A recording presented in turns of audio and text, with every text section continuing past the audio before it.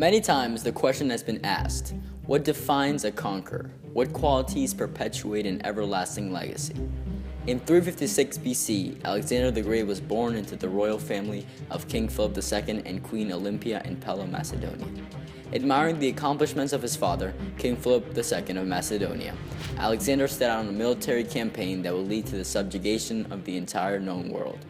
Alexander the Great led his empire with impeccable leadership, honored by future rulers, and left an eternal legacy through the spread of Hellenistic culture, fierce expansive conquests, and ever-successful versatile military expertise that is studied and celebrated even today.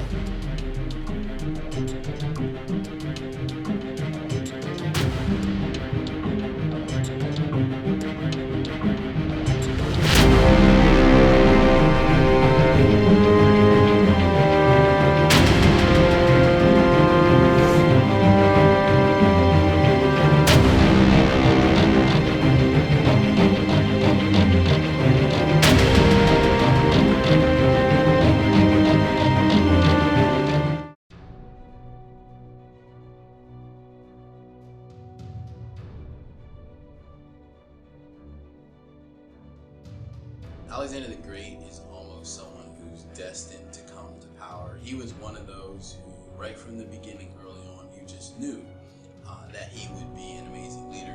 It's interesting because there's so much myth surrounding his father, Philip II of Macedon, who did something amazing in itself, which was unite all of Greece. And we would probably talk more about Philip II if it wasn't for how amazing Alexander the Great was. But even through study under one of the most amazing philosophers who we still study today, and that would be Aristotle. Just spent 11 years under his tutelage, learning from him, but at the same time he's also training, so he's becoming physically adept in all things. Once he completed his education in Mysa in 340 BC, it took only a year for Alexander to follow in his father's footsteps. Leading the Continental Army, he defeated Athenian and Theban armies at Chaeronea. However, the consolidation of the Greek city-states into the Corinthian League caused a rift between the two ambitious men. Alexander and his father wanted full control. After Philip's death in 330 BC, Alexander, with the help of his mother, Olympia, gained favor in Greece and took his father's position. With this new army force, Alexander would begin one of the greatest military legacies of all time. Alexander the Great was completely invincible on the battlefield, never losing a single battle in his 15 years of fighting to conquer and create the most vast empire in all of history, an empire consisting of over 5.2 million square miles. When his father was assassinated by the captain of his bodyguards, Alexander was instantaneously thrown into his rule as king.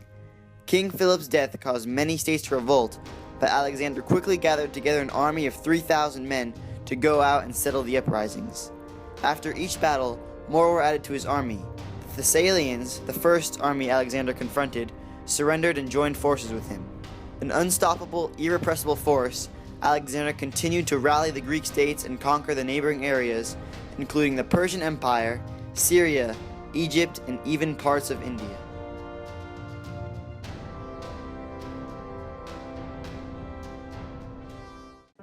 Alexander the Great fought his first large-scale battle, the Battle of Granicus, in 334 BC.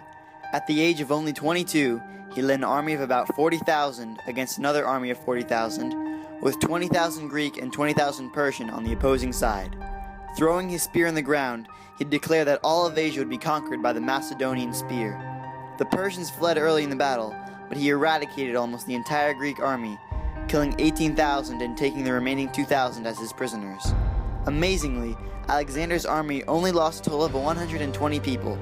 This staggering feat was due to his perceptive discernment and his intelligent manipulating the element of surprise.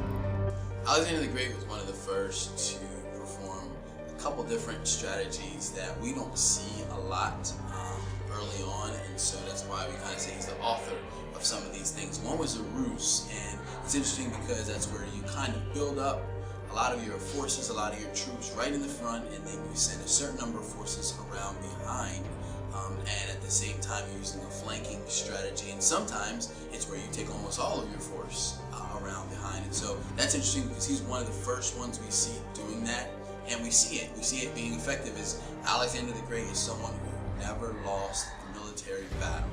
At that time in history, that's amazing because you're going against forces that are 30,000, 40,000 in a battle sometimes, which is something that you don't even see during Middle Ages times as far as confrontations from the year 600 through almost 1000 AD. You don't see battles as big with as many forces as during the time of Alexander the Great. After burying the dead of both armies, he went on to conquer the rest of Asia Minor. He put Antipater in charge while he was gone fighting, and his position was to designate leaders for the conquered lands, leaders that were suitable for each region. Where discipline was needed, he placed dictators. In Persian areas that had been ruled by tyrants in the past, he allowed for self-government in order for himself and Alexander to be seen as liberators in the eyes of the conquered people. Alexander the Great is one of the most formidable figures in antiquity, meaning classical history. And if there's anyone worthy of study, it's Alexander the Great. We look at him, and through him we see a culture which spreads throughout most of the known world at that point in history. Hellenism is defined as the precursor to classical Greece. This is known as Alexander's legacy because it occurred right after his death and conquest. It describes his personality, majestic, daring, and incredibly inspiring. Its height existed between Alexander's death in 323 and the fall of the last domain established by the Macedonian king in 31 BC.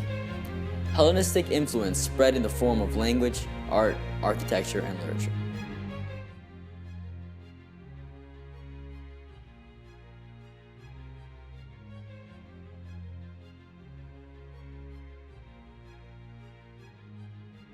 As early as the age of 20 is when he starts his conquest. And so as he spreads out and he's conquering, you see that through the spread of Hellenistic culture in places like Alexandria, as you move further east towards places like Persia and almost into India. I mean, we see Alexander the Great's influence through Hellenistic culture, which is not just Greek culture, but a mix of the best of Greek and the best of Persian culture together.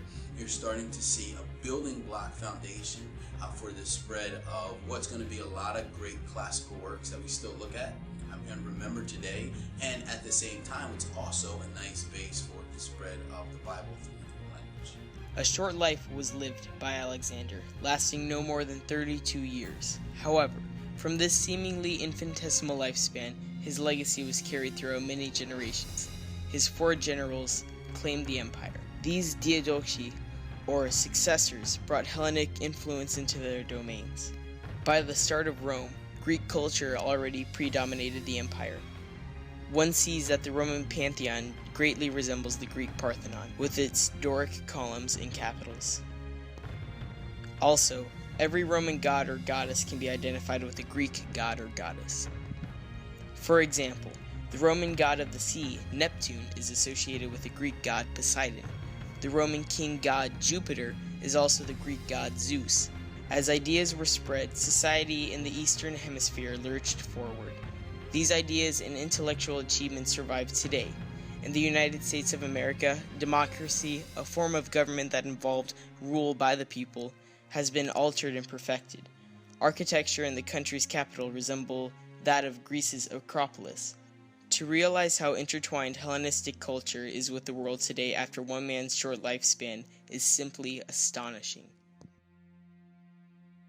Alexander the Great was the embodiment of a perfect leader, and his Hellenistic influence, extensive empire, and versatile military prowess immortalized the Macedonian king for all of history. From his beginnings, he struck those around him as one whose ambitions and determination would lead him to success. A true leader never backs down from a battle, even if the odds are not in his or her favor, and always yearns for the betterment of his people. Alexander accomplished just this. The warlord was never defeated in battle. His adept army swept across the world, leaving none to stand to oppose him. Aristotle's tutelage shined through him as he moved from city to city, land to land. The mark of Alexander was left everywhere he stepped foot. The king's legacy did not die with him. Rather, its ideas and legend pervade throughout the whole world. What a wonder it must have been to experience firsthand the formidable, distinguished magnificence of the unparalleled leader, Alexander the Great.